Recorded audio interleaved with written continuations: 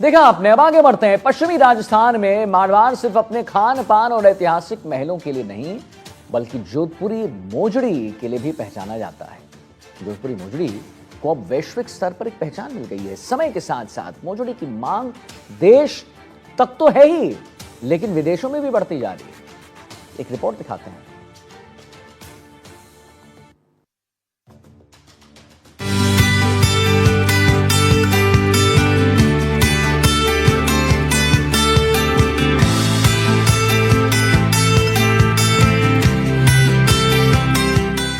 FDDI जोधपुरी मोजड़ी को वैश्विक स्तर पर पहचान दिलाने के साथ ही प्रधानमंत्री नरेंद्र मोदी के लोकल फॉर वोकल को भी आगे बढ़ा रहा है। जोधपुर में स्थित एफडीडीआई सेंटर इसे लेकर काम कर रहा है। पारंपरिक शिल्प कलाओं को संरक्षित और सुरक्षित करने के साथ ही बदलते समय के साथ किस तरह परंपरागत मोजड़ी में बदलाव किया जा सकता है और किस तरह दूसरे देशों में इसके एक्सपोर्ट को बढ़ाया जा सकता है, इसे लेकर शिल्प कलाकारों को प्रशिक्षण दिया जा रहा है। थार महोत्सव का प्रवेश द्वार कहे जाने वाला जोधपुर, जो न सिर्फ अपने खान पान के लिए पहचान रखता है और न सिर्फ यहाँ किले और महलों के लिए विश्व पटल पर अपनी पहचान रखता है, बल्कि जोधपुर जोधपुरी मोजड़ी के लिए भी पहचाना जाता है। और अब जोधपुरी मोजड़ी को वैश्विक स्तर पर पहचान दिला रहा है जोधपुर में स्थित एफडीडीआई, जहां देश के प्रधानमंत्री नरेंद्र मोदी के वोकल फॉर लोकल के विजन को आगे बढ़ाते हुए जोधपुरी मोजड़ी को अब विश्व स्तर पर जो है पहचान दिलाने के लिए एक अनूठी पहल की शुरुआत कर रहा है। जहां किस प्रकार से जो परंपरागत जो शिल्प कलाएं हैं या विलुप्त होती कलाएं हैं, उनको कैसे जो है वो वैश्विक मंच पर भी जो है उन्हें प्रदर्शित कर सके, उसको लेकर अनूठी पहल कर रहे हैं। और आप देख सकते हैं किस प्रकार से जो जोधपुरी मोजड़ी है किस प्रकार से उपयोगी होती है और पुराने समय से किस प्रकार से जो है जोधपुरी मोजड़ी का जो है वो चलन रहा और अब वर्तमान परिदृश्य में किस प्रकार से इसको एक वैश्विक स्तर पर पहचान मिले, उसको लेकर जो है कार्य कर रहे हैं। Footwear design and development institute ने देश भर के अपने सभी कैंपस में इंडिया डिजाइन लैंग्वेज फुटवेयर नामक एक राष्ट्रव्यापी पहल की शुरुआत की है। ये पहल भारत के माननीय प्रधानमंत्री नरेंद्र मोदी के वोकल फॉर लोकल और आत्मनिर्भर भारत के विजन को समर्पित है। इस पहल का उद्देश्य देश के विभिन्न क्षेत्रों की पारंपरिक फुटवेयर शिल्प परंपराओं को दस्तावेजीकृत करना, पुनर्जीवित करना और उन्हें वैश्विक पहचान दिलाना है। जो एफडीडीआई के जो निर्देशक हैं अनिल कुमार जी, उनसे हम खास बातचीत करेंगे। सर, किस प्रकार से जो परंपरागत जो शिल्प कलाएं हैं उनको किस प्रकार से वैश्विक मंच मिले और लोकल फॉर वोकल के तहत जो प्रधानमंत्री का विजन है एफडीडीआई उसको आगे बढ़ा रहा है। जी, माननीय प्रधानमंत्री श्री नरेंद्र मोदी जी के जन्म दिवस 17 सितंबर के अवसर पर एफडीडीआई के मैनेजिंग डायरेक्टर विवेक शर्मा साहब के द्वारा एक नया इनिशिएटिव शुरू किया गया है, इंडिया डिजाइन लैंग्वेज फुटवेयर, जो कि भारत भर के पूरे 12 कैंपसों में शुरुआत की गई है। और यह माननीय प्रधानमंत्री जी का जो विजन है वोकल फॉर लोकल और आत्मनिर्भर भारत का, उसी की दिशा में एक कदम है जिसके तहत एफडीडीआई जोधपुर द्वारा जोधपुरी मोजड़ी को आगे बढ़ाने के लिए एक कार्यक्रम इनिशिएटिव लिया गया है। इसके तहत हम लोग जो है एक वैज्ञानिकों का दल और फैकल्टी का दल जो है बनाया गया है, जो कि जोधपुर में कार्य कर रहे आर्टिजन्स जो कि जोधपुर मोजड़ी से रिलेटेड होगा उसको डॉक्यूमेंटेशन किया जाएगा, उसमें क्या टेक्नोलॉजी की ज़रूरत है उसको किया जाएगा और डिजाइन को उन्नत करते हुए विश्व स्तर पर इसको मार्केटिंग कैसे किया जाए इस संबंध में कार्य किया जाएगा।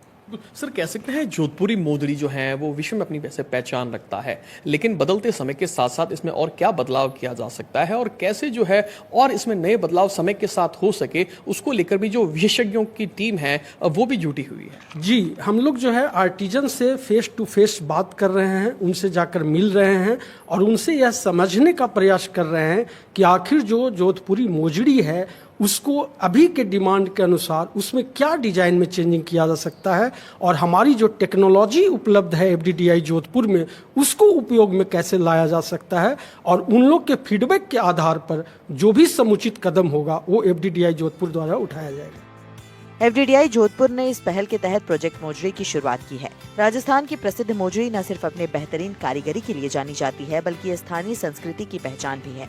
इस परियोजना के माध्यम से छात्र स्थानीय कारीगरों के साथ मिलकर जोधपुरी मोजड़ी के डिजाइन, इतिहास और बनाने की तकनीक पर शोध करेंगे और इसे एक समकालीन स्वरूप देकर वैश्विक बाजार के लिए तैयार करेंगे। कैरेक्टर्स है हमारे जोधपुरी मोजरी का, वो है कि ये लेफ़्ट और राइट का कट सेम रहता है, इनका कोई भी अंतर नहीं होता है।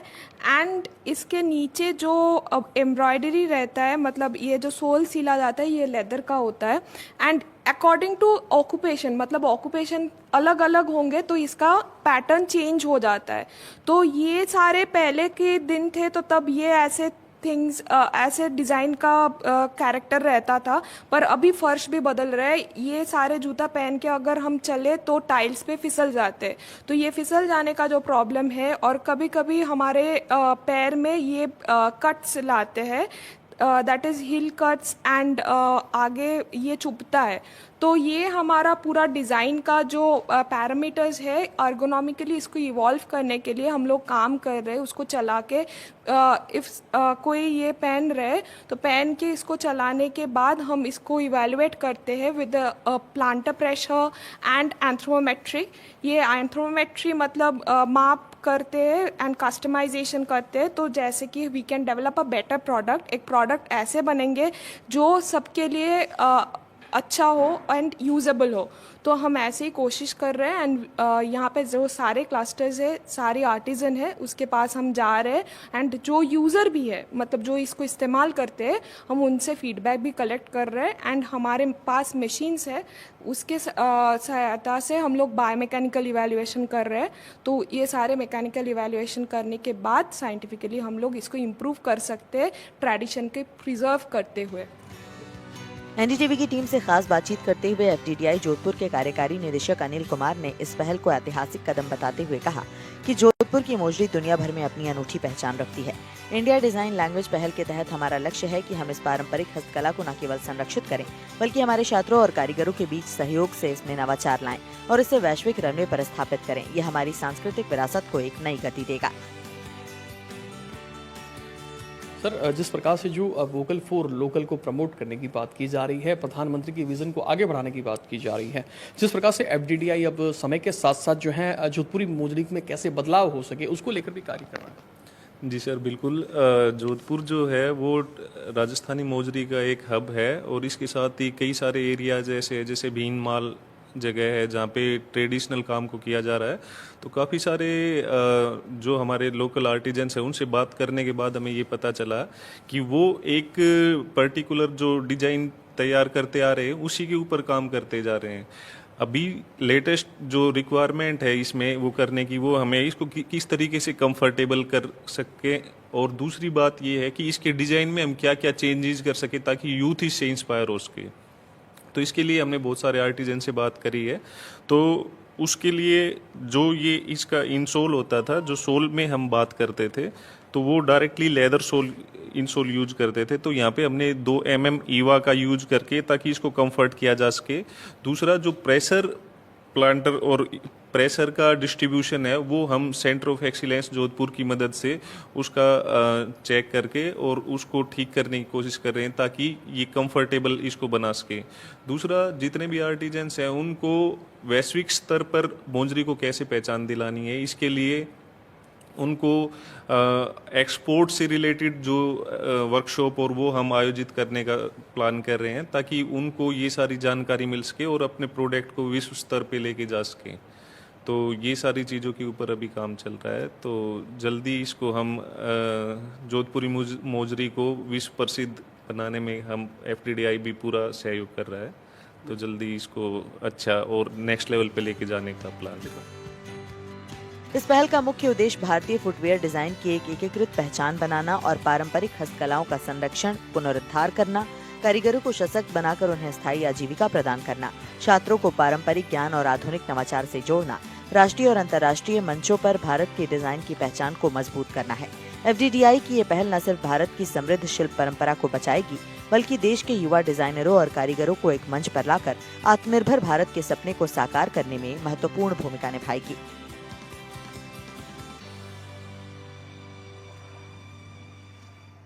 जो ये जोधपुरी मोजड़ी है, आप देख सकते हैं किस प्रकार से इसको वैश्विक स्तर पर पहचान मिले और जो नए आर्टिजन हैं उनको भी जो प्रशिक्षित किया जा रहा है और विशेष तौर पर किस प्रकार से बदलते समय के साथ साथ जिस प्रकार से जो विलुप्त होती जो शिल्प कलाएं हैं उनको कैसे संरक्षित और सुरक्षित किया जा सके और उसके साथ ही जो प्रधानमंत्री का विजन है वोकल फॉर लोकल, उसको लेकर भी जो है वो कार्य किया जा रहा है। और आप देख सकते हैं किस प्रकार से जो प्रशिक्षणार्थी है वो भी यहाँ FDDI में मौजूद हैं और विशेष तौर पर किस प्रकार से जो है अन्य देशों में इसका एक्सपोर्ट बढ़े उसको लेकर भी जो है वो समय समय पर FDDI के द्वारा इनको ना सिर्फ ट्रेनिंग दी जाती है बल्कि इनको प्रशिक्षण भी दिया जाता है। और इस वक्त जोधपुर में कई ऐसे प्रशिक्षणार्थी जो हैं वो इस FDDI की अनूठी पहल से जुड़े हुए हैं। जोधपुर से NDTV के लिए मुकुल परिहार।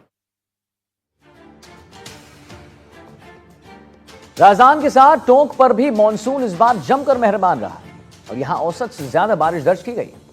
ऐसे में जिले के सभी नदी नाले उफान पर भी रहे और पानी में डूबने की वजह से 50 लोगों की मौत हो गई। लेकिन दूसरी ओर SDRF ने देवदूत बनकर सैकड़ों लोगों का रेस्क्यू किया।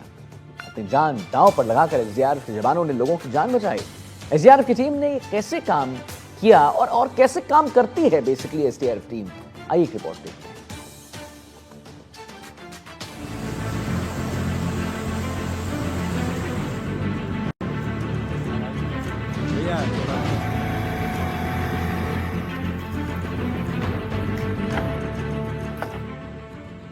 इस साल की बारिश टोंक जिले के लिए भी मुसीबत लेकर आई थी। बीसलपुर बांध से लेकर जिले के सभी 34 बांध लबालब हो गए थे। लगभग 50 लोगों की पानी में डूबकर मौत हुई। लेकिन लोगों के लिए देवदूत बने SDRF के जवान, जिनकी 8-8 सदस्यों की 3 टीमों ने टोंक जिले में मानसून के दौरान लगभग 200 से ज्यादा लोगों को पानी से रेस्क्यू किया। साथ ही लगभग 20 से ज्यादा शवों को पानी से निकालने के साथ ही 35 रेस्क्यू किए। SDRF स्टेट डिजास्टर फोर्स के वो जवान जिन्होंने पिछले 90 दिन से ज्यादा टोंक के अंदर अब तक 25 रेस्क्यू किए हैं, 100 से ज्यादा लोगों को रेस्क्यू किया है सुरक्षित, वहीं 15 के लगभग जो है शव पानी से निकाले हैं।